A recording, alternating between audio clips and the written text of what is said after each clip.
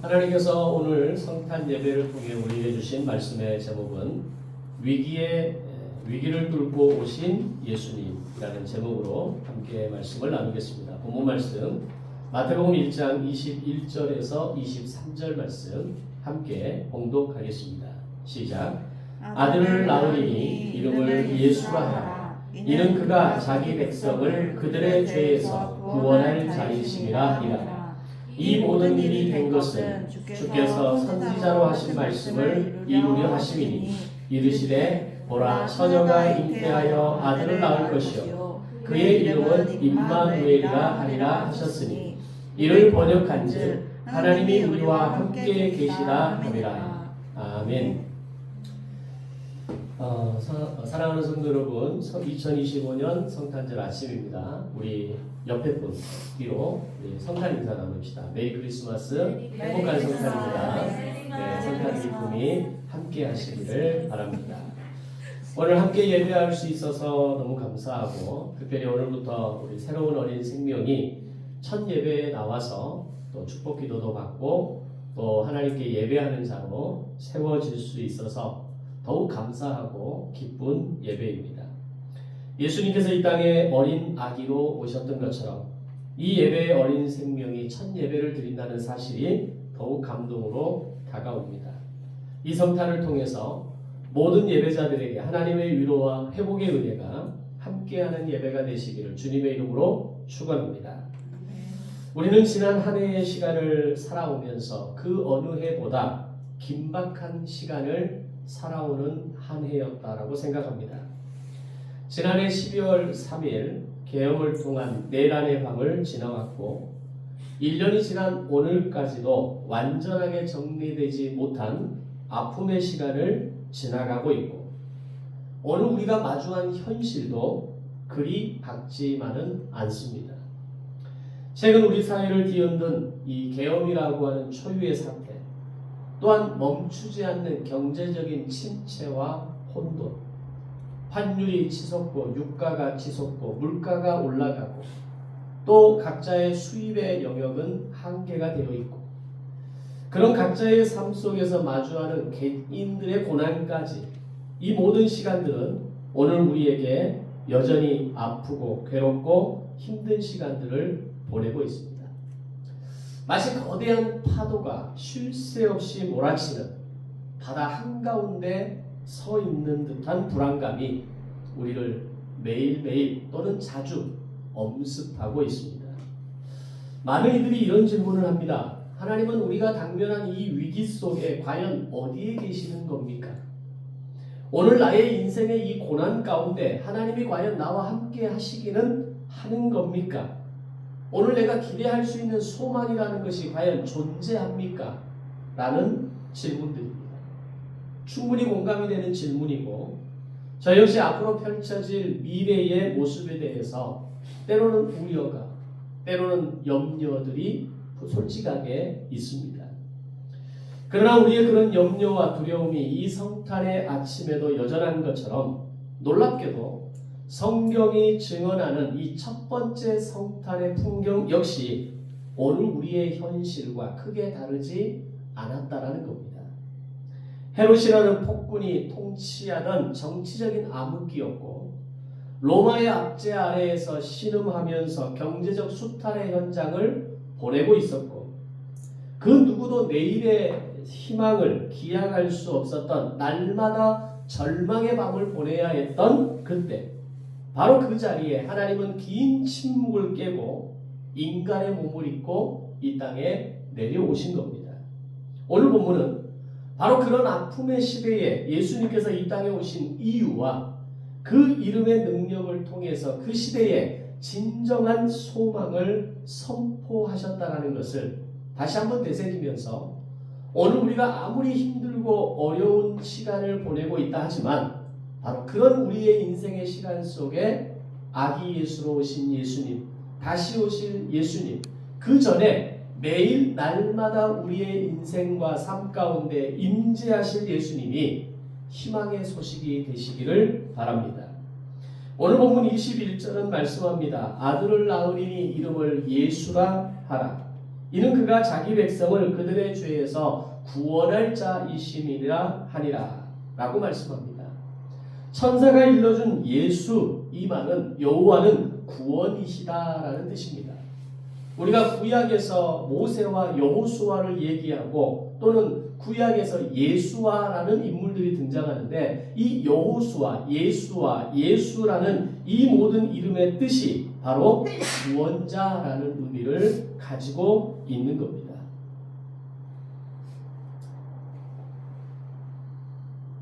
즉 그 이름은 우리를 구원하시기 위해 이 땅에 오신 분이라는 의미입니다. 우리가 예수라는 이름을 자주 불러야 합니다. 예수님, 예수님, 예수, 예수. 찬송을 할 때에도, 기도를 할 때에도, 또는 나의 일상의 삶 가운데에서도 예수라는 이름을 부르는 것이 바로 나를 구원할 분이시라는 것을 고백하는 또 하나의 선포가 되는 겁니다. 자, 그렇다면 예수님이 우리를 구원하시기 위해 오셨다라고 할 때 과연 그 구원의 영역은 어디까지를 의미하는 것인가 라고 하는 겁니다. 우리가 보통 이야기하는 구원은 죽음 이후에 또는 예수님의 재림 이후에 우리가 천국에 들어가는 구원에 대해서만 성경은 이야기하는 것일까요? 아니면 우리가 이 땅에서 겪는 모든 고통과 위기와 어려움에서 우리를 구원해 내시겠다라고 하는 그 의미를 말씀하시는 것만일까요? 성경이 구원에 대해서 이야기할 때 그 구원의 범위와 깊이는 훨씬 더 넓고 깊습니다. 우리는 그저 천국을 이야기하고 내 인생의 문제를 해결에 대한 구원을 이야기하지만 성경이 이야기하는 구원은 이 외부적인 위기 이면에 더 근원적인 구원의 영역이 있어야 한다는 걸 성경이 말하고 있다는 겁니다. 그것은 바로 죄에 의한 문제입니다. 오늘 나의 죄에서 우리를 구원하시겠다는 것이고 성경이 말하는 본질적인 구원은 이 죄에 대한 구원입니다. 왜 오늘 우리의 인생이 어렵고 힘들고 괴로운 시간들이 마치 그렇게 쓰나미처럼 또 홍수처럼 그렇게 파도처럼 밀려오는가? 이 모든 출발점은 우리의 죄에서 출발합니다. 죄로 인해서 에덴 동산에서 쫓겨나서 끊임없이 싸우고 치열하게 부딪히는 인생을 살아야 했던 아담과 하와 그동안 그들의 후손들처럼 오늘 우리에게 인생의 고난과 어려움은 그 시작의 출발점이 바로 죄에서부터 시작하는 거라는 겁니다. 따라서 단순히 위기 가운데 구원해 내는 것, 그것은 그냥 베일밴드 하나 붙이는 것, 또는 내 인생에 그냥 천국에 들어가는 어떤 확신을 얻는 것, 그것은 어떤 새살이 돋아나서 완전히 나아진 결과적 상태, 그걸 이야기하는 거라면 이 모든 것들의 첫 출발점에서부터 바르게 잡아가고 온전한 치유와 온전한 회복으로 나아가게 하는 구원은 죄에서부터의 구원이라고 하는 겁니다. 그런데 이 죄에 대한 정의도 우리가 생각하는 죄의 정의와는 좀 다릅니다. 우리가 생각하는 죄는 어떤 죄입니까? 윤리적인 영역에서 그 선을 넘어서거나 또는 어떤 미치지 못하는 것을 우리는 죄라고 이야기합니다. 그런데 성경이 말하는 죄란 이런 단순한 윤리적인 선을 넘어서서 하나님 없이 스스로 내 삶의 주인이 되려 하는 것, 하나님 없이 세상을 통치하려 하는 것, 이걸 인간의 교만, 죄라고 이야기하는 겁니다. 다시 말하면 하나님이 내 옆에 없어도, 하나님이 내 옆에 함께 하시지 않아도, 이걸 좀 더 직접적으로 표현하면 하나님을 예배하지 않아도, 하나님과 교제하지 않아도, 하나님과 함께 나아가지 않아도 아무렇지도 않게 난 살아갈 수 있다라고 말하는 게 죄입니다. 죄를 누군가를 미워하고 누군가를 때리고 누군가를 죽이고 누군가를 상하게 하는 것이 죄라고 하는 것은 굉장히 지엽적인 개념의 죄입니다. 본질적인 개념은 하나님이 없어도, 하나님과 함께하지 않아도, 하나님과 교제하지 않아도, 하나님을 예배하지 않아도, 하나님과 그분과 소통하지 않아도 난 지장 없어 라고 말하는 것, 내지는 이런 말을 하지 않는데 그 삶이 그렇게 살아가는 것, 바로 그것이 죄입니다. 오늘날 우리가 당면하고 있는 이 국가적인 혼란과 갈등의 뿌리를 깊이 찾아 들어가 보면 어김없이 결국 인간의 욕망과 주권 다툼이 자리 잡고 있는 겁니다. 12월 3일 내란의 밤이 시작되었을 때 그의 마음속에 있는 욕망이 뭐였습니까? 이 정권을, 이 권력을 영원히 잡겠다는 겁니다. 이 영원히 잡는 방법이 바로 계엄이었고 내란을 통해서, 외환을 통해서 오늘 자신의 권력을 유지하겠다는 겁니다. 그게 인간의 죄입니다. 그런 인간의 욕망이 오늘 내 안에 가득하게 남아있을 때 우리는 또 다른 죄의 모습으로 나아가게 되는 겁니다. 우리가 경제적인 위기 가운데에서도 계속해서 불안과 염려를 살아가는 이유가 뭡니까? 하나님보다 물질을 신뢰하는 마음이 내 안에 더 있기 때문입니다. 물론 미래를 준비하고 우리가 미래의 물질과 노후를 위해서 뭔가를 준비해가는 거 굉장히 중요합니다. 그러나 하나님 없이 하는 물질에 대한 염려와 고민은 결국 그 물질에 얽매여 살아가는 존재밖에 될 수 없는 겁니다. 하나님이 오늘 나에게 어떻게 내 삶의 부를, 물질을 이루게 하실 것인가? 경제적인 안정감을 누리게 할 것인가? 오늘 나에게 주신 지혜와 오늘 나와 함께 하시는 은혜를 통해서 오늘 하나님이 나를 붙들어 가시고 인도하실 것이라는 그 신뢰를 붙잡고 나아갈 때 물질로 인한 불안과 염려는 사라지게 되는 겁니다. 근데 여전히 물질에 대한 염려와 불안이 여러분 안에 있습니까? 그것은 하나님보다 물질을 더 신뢰하기 때문입니다. 예수님은 바로 이 죄의 결박을 끊기 위해서 이 땅에 오셨습니다. 따라서 진정한 회복은 단순히 계엄이 해제되거나 내란과 외환의 죄가 낱낱이 드러나고 다시 경제 지표가 높이 올라가면서 이 모든 게 해결되는 것, 그게 회복이 아닙니다. 진정한 회복은 내 삶의 통치권을 하나님께로 올려드리는 것, 그게 회복의 시작입니다. 내 삶의 주인 노릇을 하는 내 자아가 하나님의 주권의 항복을 선언하고 내 삶의 주인된 그 자리에 하나님을 다시 모셔드리는 것, 그게 회복입니다. 우리는 회복이라는 개념을 지금보다 더 나은 삶을 살고 지금보다 더 좋은 차를 가지고 지금보다 더 안락하고 여유 있는 삶을 사는 거, 그건 회복이 아니라 그냥 안정감입니다. 안정감은 유효기간이 있습니다. 한계가 있습니다. 제약이 있습니다. 그러나 진정한 회복을 통해서 하나님이 내 삶의 주인이 되고 내 삶의 그 주인의 자리에 하나님이 임재하고 좌정하시는 순간 회복이 시작되는 겁니다. 그래서 죽음과 절망의 권세가 나를 장악하지 못하고 우리를 더 이상 지배하지 못하게 될 때 바로 그때가 참된 구원의 상태가 되는 겁니다. 바라기는 2026년을 준비하면서 오늘 여러분 안에 진정한 회복이 시작되시기를 주님의 이름으로 축원합니다. 그것은 오늘 나의 삶의 주인을 하나님께로 이양하는 겁니다. 내 삶의 주권을 하나님께로 올려드리는 겁니다. 오늘 내가 하나님과 함께 하겠습니다라고 하나님의 음성과 그 명령에 내가 주목하겠습니다라고 선언하는 겁니다. 그런 진정한 회복의 역사가 이 시간 함께 예배하는 우리 모든 꿈이 있는 교회 식구들 안에 함께 하시기를 바랍니다. 더 나아가 23절은 우리에게 가장 큰 위로의 이름을 소개합니다. 그의 이름은 임마누엘이라 하리라 하셨으니 이를 번역한즉 하나님이 우리와 함께 계시다 함이라.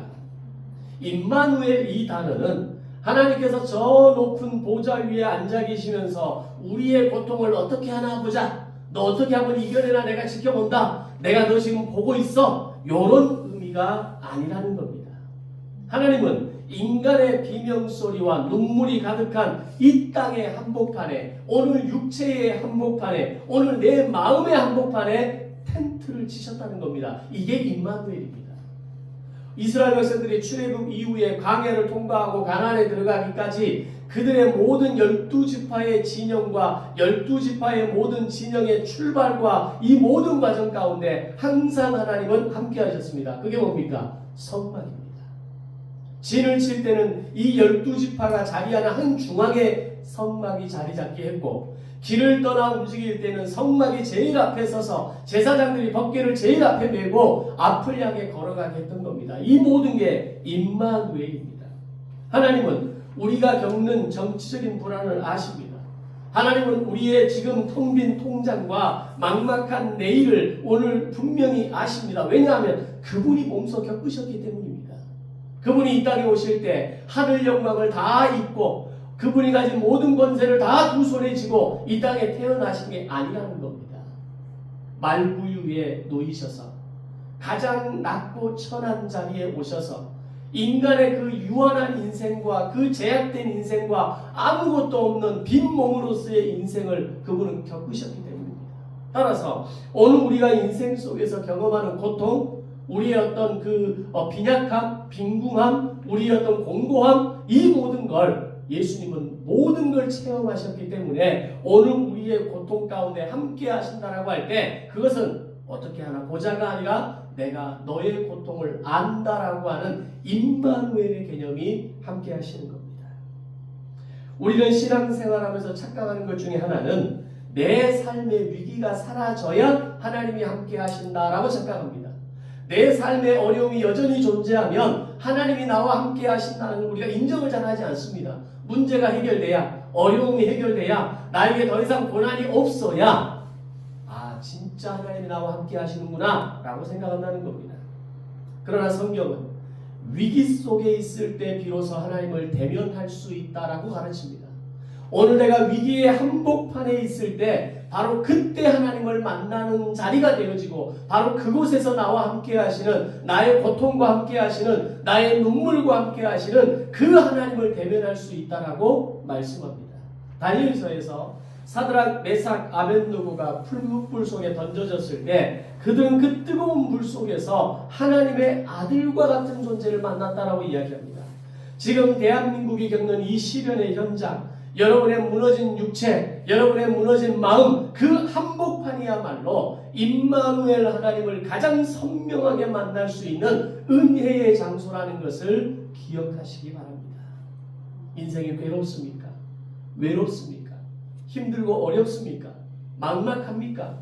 터널이 아닌 굴 속에 들어가 있는 그 어느 곳을 가야 할지, 내가 이곳에 언제까지 머물러야 될지 모르는 고통 속에 있습니까? 바로 그곳에 하나님의 임재가 있습니다. 그곳에서부터 하나님을 만나야 합니다. 그곳에서 나와 함께 하신 하나님을 경험하게 될 때 밝은 빛 가운데 나와왔을 때 하나님이 나에게 어떻게 함께 하시는지, 나의 인생을 어떻게 인도하시는지, 나에게 어떤 복을 주시는지 우리는 비로소 깨닫게 되는 겁니다. 오늘 말씀을 정리합니다.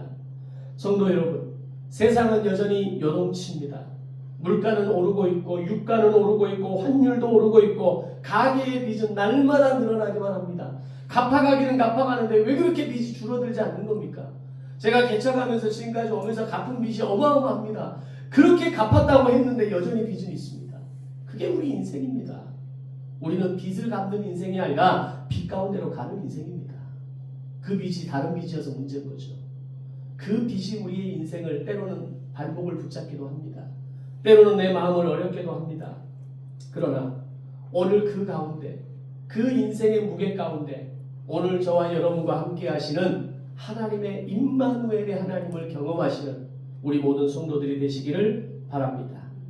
우리가 새롭게 맞이하는 2026년의 뉴스 중에도 우리를 낙심하게 하는 뉴스가 또 있을 겁니다. 우리를 괴롭게 하는 일들이 일어날 겁니다. 오늘 지난 2025년을 살아왔던 것 못지않게 또 다른 무게의 어떤 고난과 어려움과 시험들이 우리 각자의 인생 가운데 분명히 다가올 겁니다. 그러나 기억하십시오. 바로 그 시간에 임마누엘의 하나님은 저와 여러분의 인생 가운데 함께 하실 것입니다. 역사의 진짜 주인은 아기 예수로 오신 만군의 여호와이시기 때문입니다. 대한민국은 위기일지 모릅니다. 경제는 벼랑 끝에 서 있을지 모릅니다. 그리고 그러나 임마누엘 하나님이 함께 하시는 성도의 인생은 결코 실패하지 않는 인생이 될 것입니다. 어둠이 짙을수록 별이 더 밝게 빛난다는 걸 혹시 경험해 보셨습니까? 2025년에 이 칠흑 같은 어두운 밤을 뚫고 내 속에 들어오신 예수, 내 인생의 그 무게를 뚫고 위기를 뚫고 들어오신 그 예수, 그 어떤 상황에서도 우리를 떠나지 않으시고 내 안에 텐트를 치시고 내 안에 머물고 계신 그 임마누엘의 소망이 오늘 이 자리에 참여하신 모든 예배자들에게, 그리고 2026년을 기대하며 나아가는 여러분들에게 그 어떤 기대보다 하나님이 나와 함께 하시는구나, 예수 그 이름은 나를 구원할 이름이시구나, 이 믿음의 고백이 저와 여러분의 고백이 되시기를 주님의 이름으로 축원합니다. 기도하겠습니다.